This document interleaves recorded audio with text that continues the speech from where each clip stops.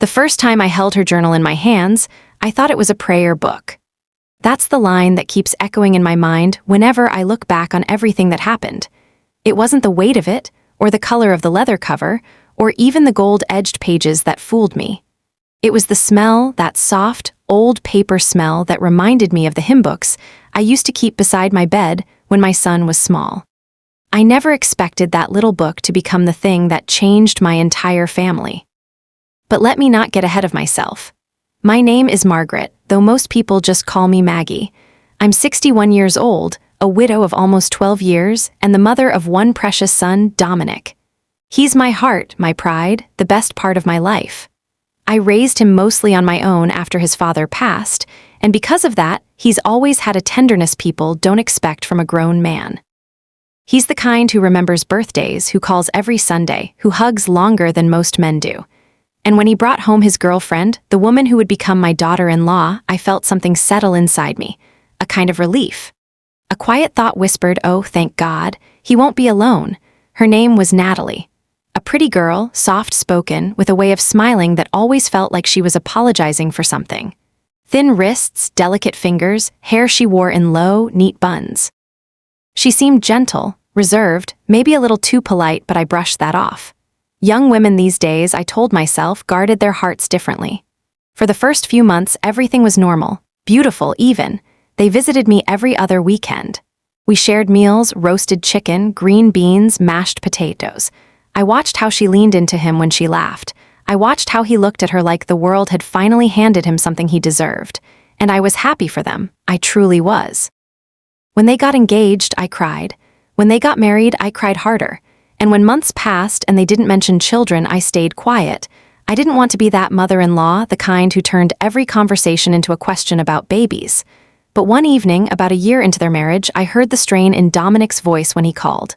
"Mom," he said, clearing his throat the way he always did when he was anxious, we've been trying." My heart softened instantly. "Oh, sweetheart."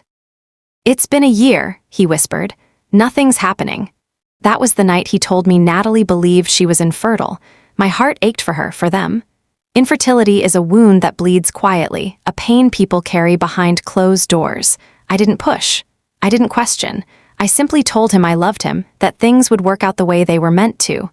And from then on, I treated Natalie even gentler than before. When she came over, I made her favorite tea, chamomile with honey. I gave her the softer chair. I let her rest when she seemed tired. She began to lean into me a bit, sitting closer, asking for recipes, letting her guard down enough to smile more honestly. A mother-in-law dreams of that kind of closeness. I thought we were building something real. I thought she trusted me. Months passed. Dominic grew more frustrated, but I tried to keep his spirits up. Natalie grew quieter, more distant. Sometimes she flinched when he touched her shoulder, but I figured stress does strange things to a marriage. And then came the morning everything quietly shifted. Nothing dramatic, nothing loud, just a moment. I had stopped by their house unannounced, not to intrude, but to drop off some soup I'd made. Dominic was at work.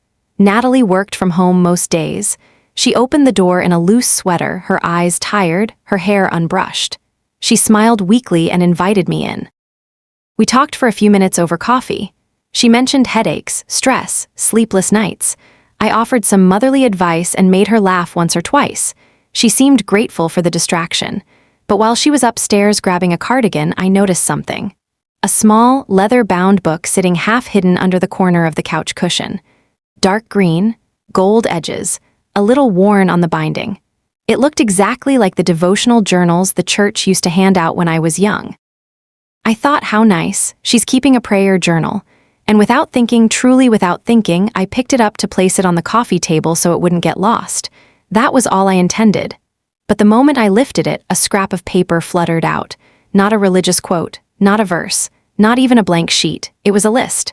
A list written in small, tight handwriting I recognized instantly as hers. A list that said, "Reasons not to have a baby with Dominic." I froze.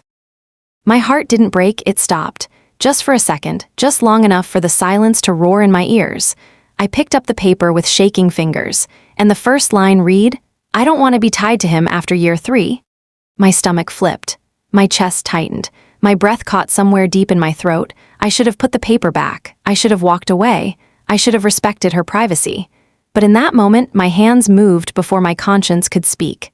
I opened the journal. And what I found inside, what I read in those first few pages, it was the kind of truth that rearranges a person's life. The kind of truth that leaves a scar even when the wound finally closes. The kind of truth a mother never expects to uncover about the woman her son trusts with his whole heart. And that was the beginning of everything. The beginning of the unraveling. The beginning of the betrayal. The beginning of the hardest choice I ever had to make. Would I protect my son? Or would I wait and let karma do what I, as a mother, could not bring myself to do? I wish I could tell you I closed that journal right away. I wish I could say that I respected boundaries, that I waited for an honest conversation, that I chose dignity over fear. But the truth is, when you love someone the way a mother loves her only child, something primal takes over. A kind of trembling urgency. My fingers moved before my mind caught up. And the first full page I saw written in Natalie's small, controlled handwriting began with a date from nearly a year earlier. Month 3 of marriage, still pretending we're trying. Pretending. That word hit me like a cold slap. I kept reading, my breath shallow. Dominic is sweet, too sweet. He thinks love is enough to hold a marriage together. I need more than his kindness. I need a plan. A baby would trap me. No children means I'm free by year 3. I pressed a hand to my chest. It felt like the room had tilted sideways, like the air had thinned. My son, my gentle, trusting son, had married someone who saw his love as an obstacle. The following page was even worse. His mother watches me too closely. If she knew how I really felt, she'd tell him everything. I have to be careful with her. My throat tightened. Careful with me? I had done nothing but welcome her. I had given her my Sunday afternoons, my motherly advice, my recipes, my prayers. She kept writing. Dominic thinks I'm devastated that I can't get pregnant. He cries when he talks about it. I hate when he cries. I hate when he touches me. I don't want a baby with him. I don't want forever with him. I felt something inside me shift, not anger, not yet. Something quieter. A slow realization that the story I believed about my family wasn't real. I didn't hear Natalie coming down the stairs until her voice broke through my spinning thoughts. Did you find it? I jumped so hard the journal nearly slipped from my hands. She stood at the bottom step, her expression unreadable, a light cardigan in hand. Her eyes flicked to the journal quickly, sharply, before settling back on me with a practiced smile. "Oh," she said with a soft laugh, "you found my old book. I've been looking for that." Old book. My fingers closed around it, trying to hide the trembling. "I didn't read anything," I lied. Maybe she believed me, maybe she didn't. She walked forward, her steps slow and careful, like she was approaching a frightened animal. "Thank you," she said, holding out her hand. The air between us thickened. I placed the journal in her palm. Our fingers brushed, and for the first time I felt the coldness of her skin, a kind of emptiness. She slipped the book into her sweater pocket without another word, as if it were nothing more than a misplaced grocery list. But her eyes, just for a second, betrayed something else. Fear, or anger. Or the sharp awareness that I had seen something I wasn't meant to see. I managed a weak smile. "I should let you rest. I've kept you too long." She nodded. "Thank you for stopping by."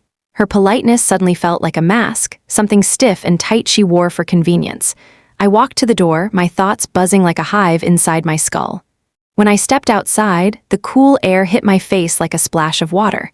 I closed the door behind me, my hand lingering on the handle. I stood there on their porch, staring at the walkway as though the ground would tell me what to do.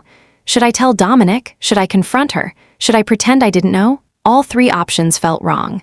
I walked to my car and sat down, my hands gripping the steering wheel. In the stillness, the betrayal settled into my chest like a weight. The first clue had been given to me, and I had stumbled into the truth far earlier than I was meant to. For the next few days, I didn't sleep much. Every time I closed my eyes, I saw those words. A baby would trap me. No children means I'm free by year 3. I watched my phone like it might explode. Each time Dominic's name lit up the screen, my heart hurt a little more. He called on Wednesday evening, cheerful as ever. "Mom, we're thinking about trying a new specialist. Natalie found a clinic in the city." I closed my eyes. "Oh," I murmured. "That's wonderful." He kept talking about appointments, tests, hope, all the things young couples cling to when they think time is running out. Every word he spoke twisted inside me. He was fighting for a dream that she had already thrown away. When he finally hung up, I pressed my hands to my face and cried, silently, the way mothers cry when their children are hurting and don't know it yet. The first clue became the second. Natalie started avoiding me. Not openly. Not rudely. Just small, careful gaps, a missed call. A shorter visit, a quick excuse not to come over, a glance that lingered too long as if she were trying to read my mind. And then came the moment I knew she suspected I had seen too much. Dominic invited me for dinner one Sunday. Natalie set the table, her movements stiff and controlled. When she placed the plate in front of me, she said softly, "Privacy is important in a marriage, don't you think?" I froze. It wasn't what she said. It was how she said it. Smooth, measured, almost threatening. But wrapped in a soft smile, Dominic didn't notice. He reached for the bread basket, humming lightly. I looked at her carefully. "Yes," I replied. "Privacy matters, but honesty matters more." Her fingers tightened around her fork. We ate in silence for a few moments, and I knew without her saying a word that she was waiting for me to slip, to flinch, to reveal that I knew her secret. But I didn't, not yet, because I needed to be certain. I needed to understand her intentions fully. I needed to know what she truly wanted from this marriage and from my son. And so I waited, quietly, carefully, the way mothers do when they are preparing themselves for the truth. What I didn't know was that the truth was darker and closer than I imagined. If there is one thing I've learned in my 61 years, it's that truth has a way of revealing itself, slowly, deliberately, like water finding every crack in a wall. No matter how carefully someone tries to hide it, the truth always slips through. With Natalie, the cracks began to show, small ones at first. Hairline fractures in the perfect picture she presented to my son, but once you've seen inside a person, once you've read their real thoughts in their own handwriting, it becomes impossible to unsee the signs, and I began to see everything. The first sign, her sudden interest in money. 2 weeks after I found the journal, Dominic invited me over again. He was excited, almost childlike. "Mom, guess what?" he said, pulling me into a hug the second I stepped through the door. "What is it, sweetheart?" "We're thinking of investing, maybe buying a second property in a few years. Natalie's been researching how couples manage assets, what belongs to who, how to protect finances, all that stuff." His smile was bright, unaware, hopeful, but my heart, it sank, because I remembered a line from the journal. I need to understand how to leave with what I deserve. That night during dinner, Natalie asked me a question she had never asked before. "So Maggie," she said casually, picking at her salad, "did you leave anything behind when your husband passed, or did everything go to Dominic?" The fork nearly slipped from my hand. Dominic didn't notice, he was too busy cutting the roast chicken, but I saw the way she watched me. I saw the way her eyes narrowed slightly, calculating. I answered her calmly. "I kept the house and a portion of our savings. I left some for Dominic for when he got older." She smiled sweetly. "Oh, good to know. Good to know." The words hung in the air like a quiet warning. The second sign, her distance from Dominic. A month passed. One afternoon, as I was pruning the hydrangeas in my backyard, Dominic stopped by, something he rarely did unannounced. He looked tired, not physically, emotionally. He sat on the porch steps, elbows on his knees, hands clasped loosely. "Mom," he sighed, "do you think it's my fault we can't get pregnant?" My heart clenched at the raw pain in his voice. "No," I whispered. "Sweetheart, no," he shrugged, avoiding my gaze. "Natalie says it might be. She says she feels like I'm not trying hard enough, whatever that means." I froze. Natalie, the woman who wrote that motherhood would trap her, was telling him he was the problem? Dominic rubbed his eyes, exhausted. "We barely talk some days. She's distant. Cold. She says it's stress, but I don't know. Sometimes it feels like I'm losing her." I placed my hand over his, squeezing gently. "You're not losing her," I said softly. "You never had her," I thought silently. But I couldn't say that. Not yet. Dominic smiled a little, but it didn't reach his eyes. "I just want to be a dad someday," he whispered. "That's all." When he left, I cried harder than I had in years, because I knew something he didn't, something he should have known before he ever gave his heart away. Some people don't break hearts by accident. Some people walk into a marriage already sharpening their knives. The third sign, the phone call. One night around 10:45 p.m., my phone rang. It was Dominic. Not unusual, he called often. But the tone, that was unusual. "Mom," he said quietly, "I'm driving around. I needed to talk." My chest tightened. "What happened?" he exhaled shakily. She told me she wants space. I closed my eyes. What kind of space? The kind where she sleeps in the guest room. His voice cracked. The kind where she says she's not sure about us. My poor boy, he had married a woman whose heart was never in the same room as her body. But I couldn't tell him that, not yet. What did you say? I asked gently. He swallowed. I told her I'd do whatever it takes, therapy, time off work, anything. And there it was, the piece of him she relied on most, his willingness to give and give and give. Natalie had chosen him because he was soft clay, moldable, patient, tender-hearted. And now she was shaping him into exactly what she needed, a man who blamed himself, a man who would never question her, a man who would believe her lies even when the truth stood screaming in front of him. When we hung up, I sat on the couch in my dark living room, the silence pressing heavy against my ribs. The signs were no longer whispers, they were shouts. And yet the loudest sign of all hadn't appeared until the following week, the wedding anniversary dinner. It was their second anniversary. I had offered to host a dinner, nothing fancy, just a warm meal, some candles, a homemade cake. Dominic arrived with flowers in hand, forced smile on his face. Natalie walked in behind him, wearing a pale blue dress and a distant look, like she was attending a funeral instead of a celebration. During dinner, she hardly spoke. She barely touched her food. She kept checking her phone under the table. Then after dessert, she excused herself and stepped outside to take a call. I didn't mean to listen, I swear I didn't, but when I passed by the open window to refill my water glass, her voice floated in. Sharp, cold, nothing like the soft-spoken woman my son believed her to be. No, I told you already, she snapped. I'm leaving after this year, I just have to time it right. I don't care how he feels. My hand tightened around the pitcher. I'll get what I deserve, she continued. Don't worry, I'm not walking away empty-handed. The pitcher nearly slipped from my fingers.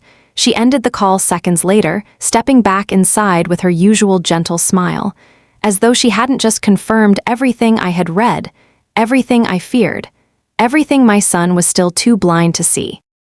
And that night, as I washed the dishes after they left, the truth settled heavily in my chest. Natalie wasn't struggling with infertility.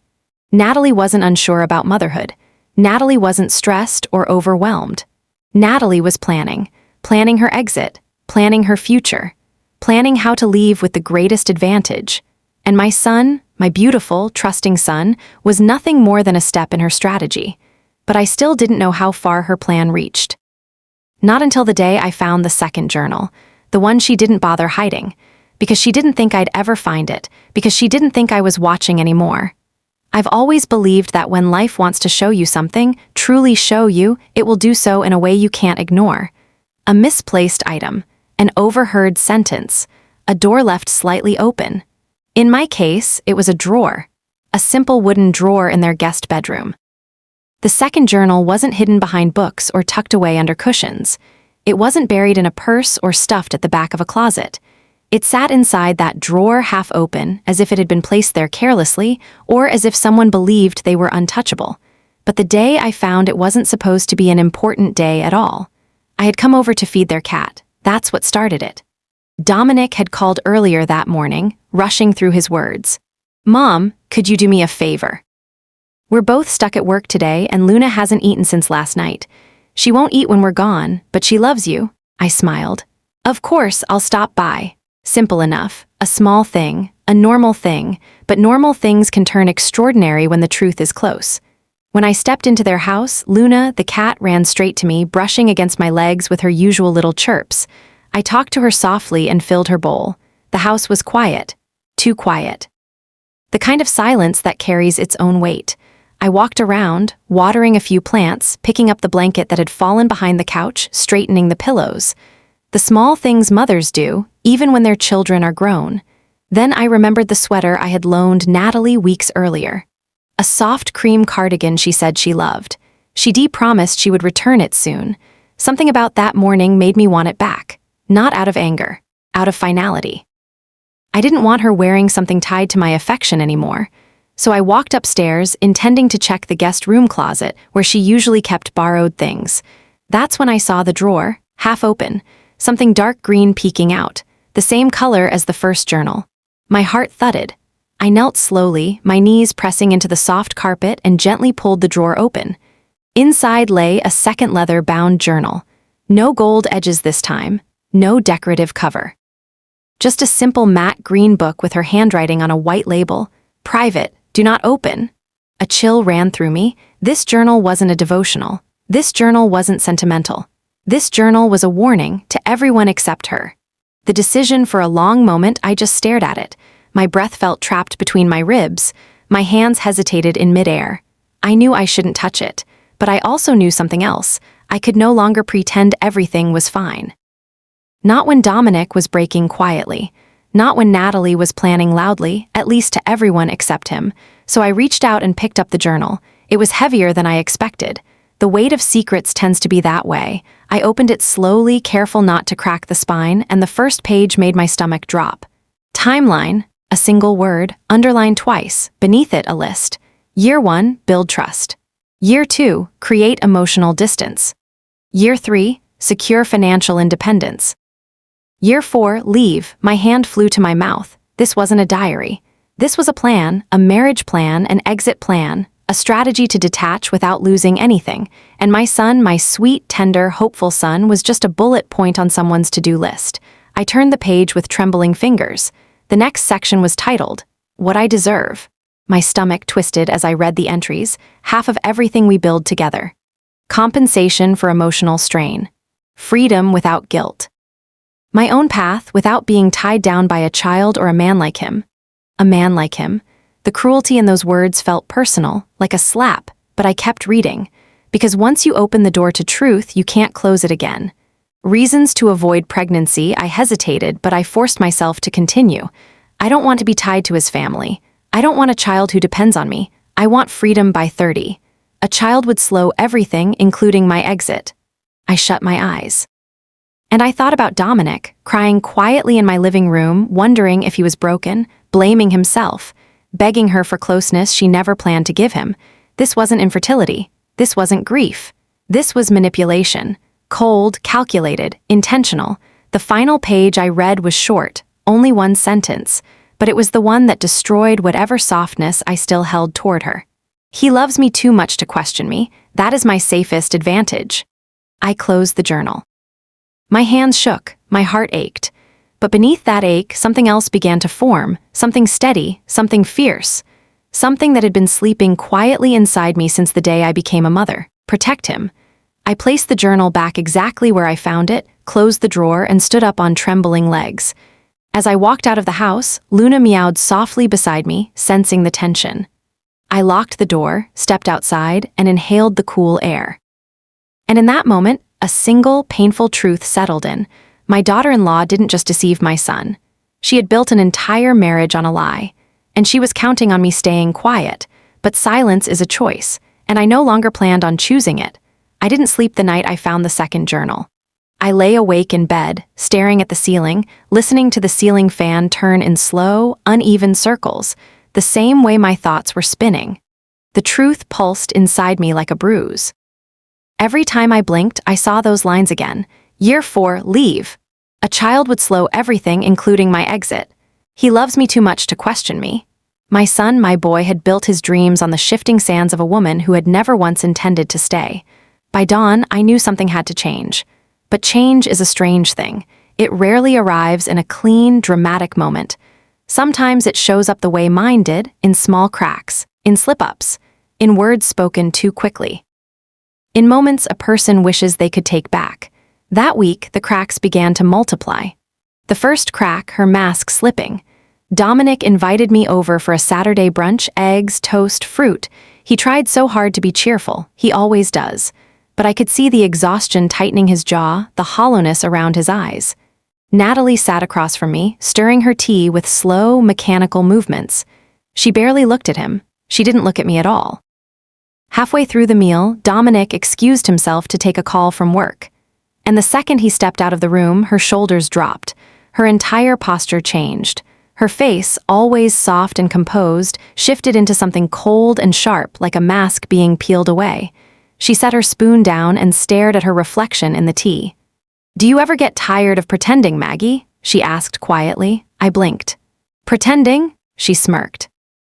You come here with that gentle smile, that patient voice, acting like everything is just fine. We both know it's not. My pulse quickened, though my face stayed calm. What isn't fine? I asked softly. Her eyes met mine, direct, unblinking, that same calculating coldness I saw in her handwriting. Dominic, she said simply. He's smothering me. I feel trapped. I'm trying to keep the peace, but he's needy. Her words were knives wrapped in honey, sweet tone, cruel content. He's doing his best, I said quietly. She snorted, a sound so dismissive it was almost childish. His best is never enough. I folded my hands. And have you told him how you feel? No, she said, leaning back. That would just make things harder. For whom, her or him? Before I could respond, Dominic walked back in, smiling, oblivious. Everything okay? He asked. Natalie stood, kissed his cheek lightly, robotically. Perfect, she said. Her mask was back on. But I had seen the truth behind it. The second crack, her slip with the doctor's appointment. 2 days later, Dominic called. Mom, he said, excitement tinged with anxiety, we got an appointment with the fertility specialist. Natalie's been really proactive this week. My heart clenched. Proactive? She had no intention of becoming pregnant, but I didn't say that, not yet. When is the appointment? I asked. Friday morning. I'll pray for you both, I whispered. But prayer felt hollow in that moment, like whispering into a storm. Friday came, and Dominic called again, this time confused. Mom, Natalie didn't go. What do you mean? He sighed heavily. She said she felt sick. Then she said she had a headache. Then she said she didn't want to deal with the stress. She snapped at me for pushing her. I closed my eyes. She told me, Dominic continued, voice cracking, that if I pressured her, she'd leave. Leave. The word hung between us, heavy and dangerous. My son sniffled softly. I don't know what to do, Mom. I'm scared. And there it was, the slow crumbling of a man who had tried everything, a man who deserved the truth, a man who deserved better. The third crack, the party.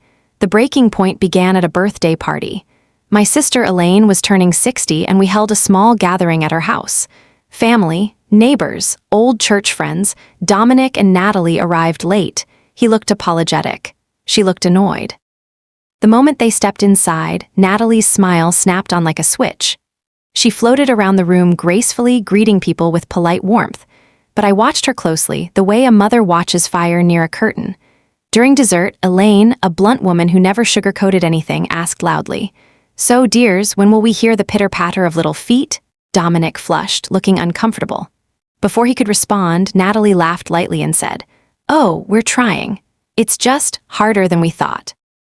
A harmless answer, soft, sympathetic, but her eyes drifted to me as she said it, not with sadness, not with longing, with a challenge, the kind of look someone gives when they know you're carrying a secret. And then she slipped. She really slipped. Elaine, who had no filter, leaned forward and said, Well, honey, have you had your hormone levels checked? Natalie's smile froze. For a moment, one tiny, fragile moment, her mask cracked again. I'm not comfortable discussing that, she snapped, sharper than she meant to. The room went quiet. Dominic touched her arm. Sweetheart? Don't, she hissed, pulling away. The silence pressed down like a weight. Everyone pretended not to notice. Except me. I saw something flicker in her eyes, panic, resentment, something dark curling behind her lashes. That was when I knew she wasn't just planning to leave. She was losing control of the narrative she'd built. Cracks were appearing faster now. Her mask wasn't holding. But the final crack, the one that shattered everything, came the following week, when she made a mistake, a careless mistake, one that revealed exactly who she had been speaking to on that anniversary dinner call, one that revealed she wasn't planning her exit alone, one that left no room for doubt anymore. It happened on a Wednesday afternoon. A day so ordinary, it should have passed without consequence. But life has a way of hiding its turning points in the quiet moments. Dominic had asked me to stop by their house again, this time to drop off some documents he needed for work. He wasn't home, but Natalie was. I didn't want to see her, not after the party. But motherhood doesn't pause for discomfort, so I agreed.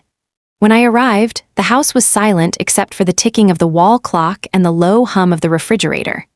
Natalie opened the door wearing workout clothes, leggings, a fitted top, and her hair pulled into a tight ponytail. She looked tense, thinner than usual, her eyes rimmed with irritation rather than exhaustion. "Oh, it's you," she said, barely masking her annoyance. I held up the envelope. "Just dropping this off for Dominic." She stepped aside reluctantly to let me in. "Leave it on the counter," she said, already walking away. I placed it down gently. "I'll be going then." "Good." The word stung a little, even though I knew it shouldn't. There's always a special kind of ache when someone rejects kindness you tried to give sincerely. I turned to leave, but then something stopped me. A voice. A man's voice. Muffled, coming from somewhere deeper in the house. I paused. Natalie froze mid-step, and in that tiny moment of hesitation, she gave herself away. Her eyes widened just slightly, her face drained of color, then she forced a smile so tight it looked painful. "Oh," she said quickly, "that's just a podcast." But it was. Podcasts don't call someone baby. Podcasts don't say, "You're coming by tomorrow, right?" My pulse quickened. She moved toward the hallway too fast, too eager. "Anyway, I really need to shower before Dominic gets home. Busy day." I didn't speak. I didn't nod. My body moved on instinct, turning slightly toward the noise. And that's when the unmistakable sound came, a laugh, a man's laugh, warm, familiar. I stepped forward. Natalie panicked. "Don't go in there," she snapped. But it was too late. The hall stretched narrow and dim, the way old houses tend to be. At the end of it was their bedroom, door cracked open just barely. A shadow moved behind it. Another voice, "Hold on, I think someone S." Before he could finish, Natalie rushed past me and grabbed the door, slamming it shut with a force that rattled the frame. "There's no one here," she said breathlessly. "Leave." Her chest rose and fell rapidly. Her hands shook, and she wasn't even trying to hide it anymore. "What's going on, Natalie?" I whispered. She swallowed hard, eyes darting everywhere except my face. I said, "Leave." I took a slow step toward her. "Is someone in that room?" She didn't answer with words. Her silence screamed louder than any confession, and then from behind the door a phone buzzed. Twice, 3 times, followed by a faint male voice. "Is it your mother-in-law? Should I climb out the—" "Shut up," she hissed. The house went dead silent. My heart sank all the way to the floor. Not just because she had a man in their bedroom, not just because she was cheating on my son, but because it suddenly all made sense. The distance, the coldness, the lies about infertility, the timeline in her journal, the anniversary call. She wasn't just preparing to leave. She had someone waiting for her. "I need you to tell me the truth," I said quietly. The way a mother speaks when she is holding her heartbreak together with trembling hands. She pushed her hair back, pacing like a trapped animal. "You don't understand," she muttered. "I never meant for it to be like this." "I understand perfectly," I replied softly. "You were never planning a family with Dominic. You were planning your exit strategy." Her jaw tightened. "That journal was private. Those lies weren't." She glared at me, really glared, her eyes burning with something between hatred and fear. "What are you going to do?" she snapped. "Tell him? Ruin his life?" I felt my breath catch. Ruin his life. She had been ruining him quietly for years. "Does he know about this?" I asked, nodding toward the door. Her silence was answer enough. Then she laughed, a bitter, humorless sound. "He doesn't know anything, that's why he's perfect. He trusts too easily. He believes whatever he's told, that's why I chose him. He doesn't question, he doesn't doubt." My stomach twisted. She went on, voice low and cold. "And that's why you won't say anything, because you love him, and the truth will destroy him." A cruel smirk lifted the corner of her mouth. "You're trapped, Maggie, just like he is." I stood still. She thought fear would silence me. She thought love would paralyze me. She didn't understand the kind of strength mothers are born with. I inhaled, slow and steady. "You're wrong," I said softly. "A mother's love doesn't trap, it protects." She scoffed. "And what? You think telling him will protect him? He'll crumble." "Maybe," I admitted. "At least he'll crumble toward freedom, not deeper into your lies." Her expression hardened. "You have no proof, you saw nothing." Her confidence was surprising and foolish, because at that exact moment the doorknob behind her clicked faintly, her head whipped around. "Don't you dare open," but the door opened. Slowly. And the man standing behind it, shirt half-buttoned, hair mussed, holding a phone, looked right at me, and then at her. His expression made everything even worse. He wasn't panicked. He wasn't ashamed. He was annoyed to be interrupted, annoyed that his secret was out, annoyed that the game wasn't going smoothly anymore. "Your mother-in-law already knows," he said carelessly. "Can we just get this over with? You said you'd talk to him soon." I felt the room tilt. Natalie's face drained of color. "Shut up," she whispered harshly. But it was too late. Too late for lies, too late for masks, too late for pretending. The truth was standing right in front of me, in their bedroom doorway. When I finally spoke, my voice didn't tremble. "I'm giving you one chance," I said quietly. "One chance to tell Dominic yourself, today, not tomorrow, not next week, today. And if I do," she snapped, "then I will." Her boyfriend laughed under his breath. Natalie's expression twisted, fear, fury, calculation battling behind her eyes. She whispered sharply, "Dominic will hate you for this." I shook my head gently. "No, he will hurt, but he will heal." Then I turned and walked toward the door. My legs felt weak. My chest felt tight, but my resolve, it was unshakable. Behind me, I heard her voice, small, panicked, cracking. "Maggie, wait," but I didn't stop. Because a mother knows when it's time to protect her child. And the time had come. I don't remember the drive home. I don't remember unlocking my door or taking off my shoes. All I remember is sitting on my couch, hands folded tightly in my lap, staring at the wall as though the paint would somehow tell me what to do next. I had never felt so torn in my life. On one hand, I had the truth, clear as day, sharp as glass. On the other hand, I had my son, my sweet, hopeful, trusting son, and I knew that truth, if I handed it to him, would cut him deeply. I whispered to the empty room, "God, give me strength, give me clarity."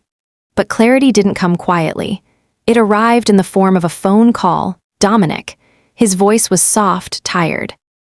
The kind of tired that doesn't come from lack of sleep, but from carrying something heavy for too long.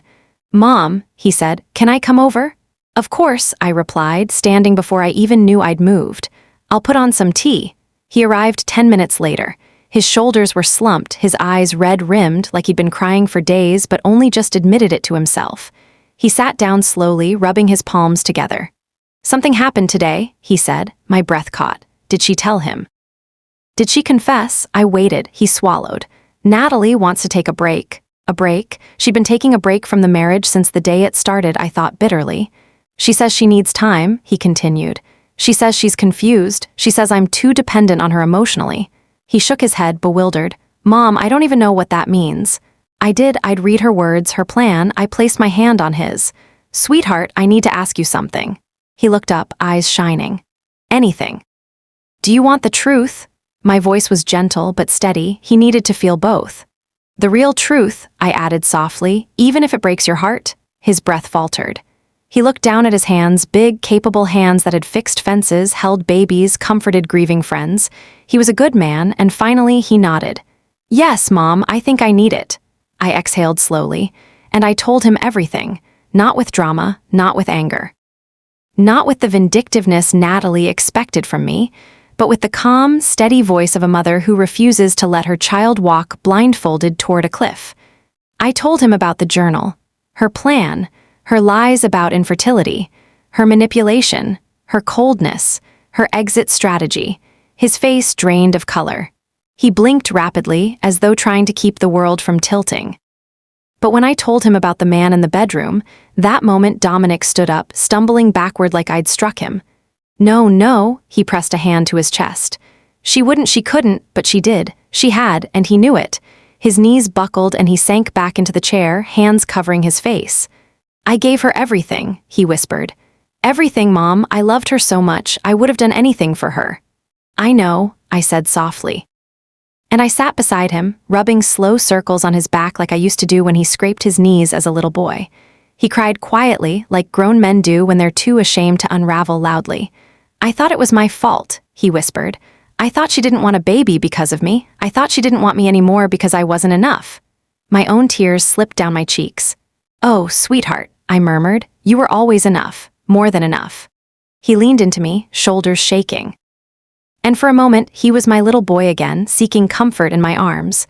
When the storm of tears settled, he wiped his face, straightened his posture, and whispered, "I need to see it." I stiffened. "See what?" "The journal, all of it. I need to know how long she's been lying." My instinct was to say no, to protect him from the cruelty written in her handwriting. But he was no longer a child, and I couldn't shield him from a truth that belonged to him. "I'll show you," I said quietly. "But prepare yourself." He nodded. We drove together, silent, steady, certain. A mother and son walking toward a truth that neither of us wanted, but both of us needed. When he unlocked the door and stepped inside, the first person we saw was Natalie. She was sitting at the dining table, scrolling through her phone as if she hadn't detonated the foundation of her marriage. She looked up. And when she saw him, her expression shifted, annoyance, then surprise, then something that almost looked like fear. "Dominic," she said, standing slowly, "I thought we agreed to take some space." He didn't respond. He walked straight past her toward the stairs. "Dominic," she repeated, her voice tightening, but he kept going. Her eyes darted to me. "What did you do?" she whispered sharply. "What did you tell him?" I didn't answer. She rushed after him. "Dominic, stop, where are you?" He opened the drawer. The journal was still there. He picked it up and opened it. Natalie lunged forward. Don't touch that." But it was too late. Dominic read the first page and froze. Then he read the second. His face paled, his lips trembled. He turned another page. His breath grew shorter with each line. A quiet sound escaped him, a strangled, devastated exhale. Natalie panicked. She grabbed the journal, trying to yank it away. "Dominic, stop, you're misunderstanding. This is just writing, venting." "This," Dominic said quietly, his voice shaking, "is hate." She froze. He held the journal up. "You never wanted me," he whispered. "You never wanted us." "That's not Dominic, listen. You planned to leave," he said, louder now. "You planned everything. That's not fair. You lied about wanting a child. No, you lied about being infertile."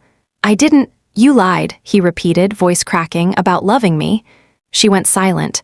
The silence was an admission. Dominic stared at her with tears streaking down his face. "Was any of it real?" he whispered. She hesitated fatally before answering. "I cared about you." Cared, not loved. A soft sob escaped him. That was the moment something inside Dominic broke, and something inside him hardened too. The man who once apologized for taking up space now stood tall in the ruins of a marriage built on deceit. He closed the journal and set it down on the dresser. Then he said the words I had prayed he would find the strength to say. "Get out." Her mouth fell open. "Dominic, you can't. We need to talk. We can fix." "Get out." His voice was calm, steady, final. She took a step toward him. He stepped back. "You made your choice long ago," he whispered. "Now I'm making mine." She turned to me then, eyes wide with disbelief. "You did this," she hissed. "No," I said softly. "You wrote this." Dominic looked at her one last time, and in the quietest voice, a voice full of grief and clarity, he said, "I hope you find the freedom you wanted." She left, slamming the door behind her. Dominic collapsed into the chair beside the dresser, his hands covering his face. I knelt beside him, held him, and whispered, "You're safe now." But the healing would take much longer, and it was only just beginning. The day after Natalie left, Dominic didn't get out of bed. He lay there, staring at the ceiling with hollow eyes, as though trying to understand how the world had shifted underneath him. The morning sunlight streamed through the blinds and fell across his face, but he didn't seem to notice. His phone buzzed occasionally, messages from coworkers, a reminder about a meeting, but he ignored everything. Grief has many forms. Sometimes it's loud and angry. Sometimes it's quiet and still. Dominic's grief was the quiet kind. I stayed with him, not hovering, not pushing, just present. Sometimes I sat beside him. Sometimes I made tea he didn't drink. Sometimes I simply folded his laundry so he wouldn't have to look at one more undone thing. Around noon, he whispered, "Mom, I feel stupid." I took a deep breath, sat on the edge of the bed, and brushed a strand of hair from his forehead like I used to do when he was small. "You are not stupid," I said gently. "You are kind, you are trusting, you are loving, and some people mistake those qualities for weaknesses." His jaw trembled. But I didn't see it. I didn't see who she really was. "Because you looked at her with hope," I murmured. "Not suspicion. Good men do that. Good hearts do that." He closed his eyes. A tear slid down his cheek. "I wish I could erase everything," he whispered. I shook my head. "No, you don't need to erase it. You need to honor it, heal from it, learn from it, and then leave it behind." 3 days later, she came back. Of course she did.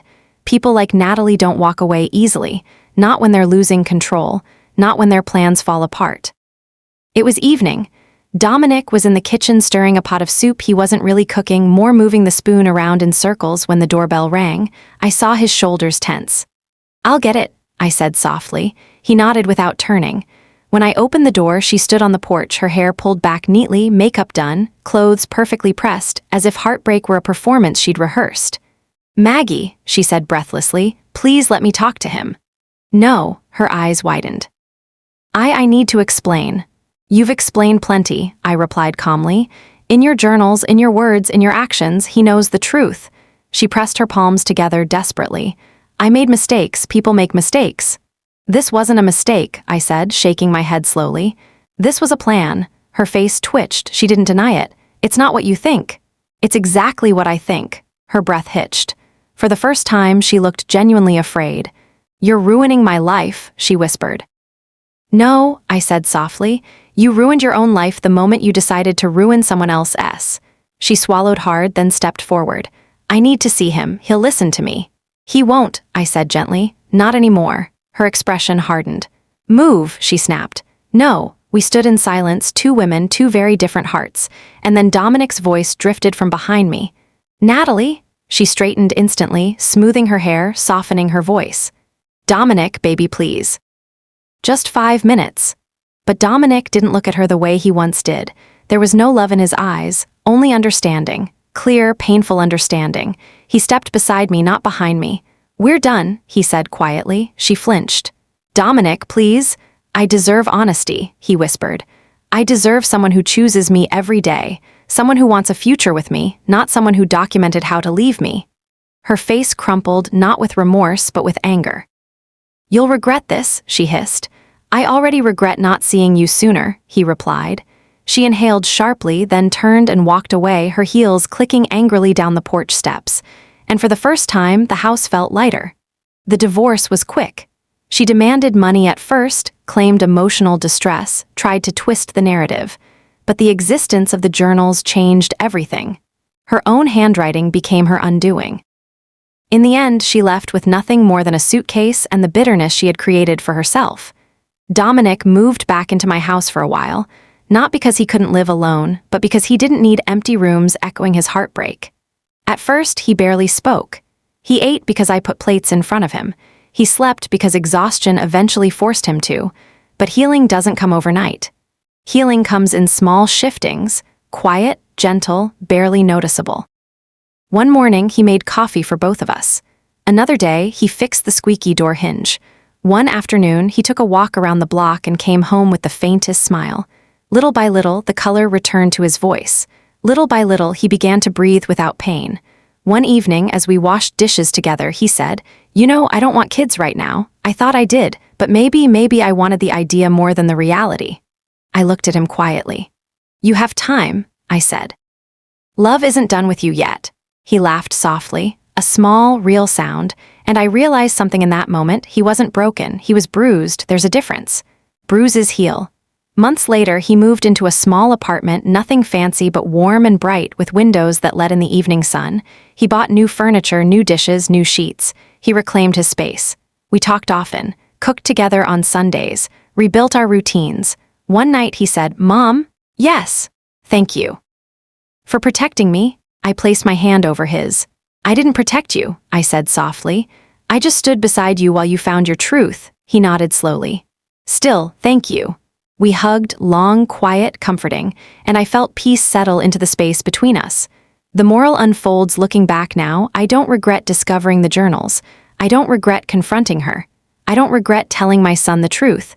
Sometimes the truth shatters what we thought we knew. But sometimes, most times, it frees us. My son wasn't meant to build his life with someone who planned to leave him. He wasn't meant to father a child with someone who didn't want motherhood. He wasn't meant to carry guilt that didn't belong to him. He was meant for something gentler, something truer, something real. And one day, I believe he'll find it. For now, we're just learning to breathe again, learning to trust again, learning to rebuild without bitterness. Healing takes time. But my son is healing, and so am I.